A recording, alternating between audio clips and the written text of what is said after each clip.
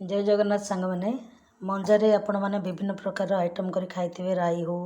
कि तरकारी हो आप विभिन्न प्रकार खाई किंतु आज मंजा को मुझे गोटे पिठो भजा भाया करी जोटा कि पिठो बाटिकी रखी अरुआ चाउल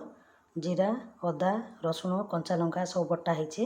मंजा को प्रथम कौन करवा प्रेसर कुकर में गोटे हुइसिल देदेवे लुण हल्दी पकई सीझेदेवे सीझे काढ़ला ये पिठो रे तावा गोटी गोटी करी आम ताको भाजवा एबे देखो मंजा पूरा सीझी जाइए ये पिठोरे ये जो कही आपको चाउल बटा अदा रसुण कंचा लंका जीरा सब पड़ी लुण ये सब गोला हो रही सब पीस गुड़ाक पकईदे आम सब गोटे आइटम कर खाइला बेलू डिफरेन्स खाद्य खावा कथा ये सब पकईदे टे तेल बुलेदेवे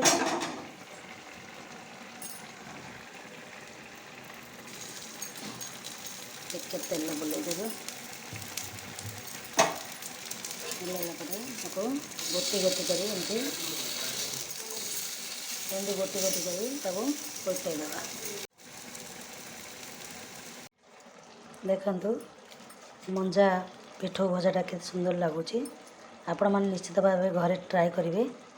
चेष्टा करी केमती लगिला मत जनइबे।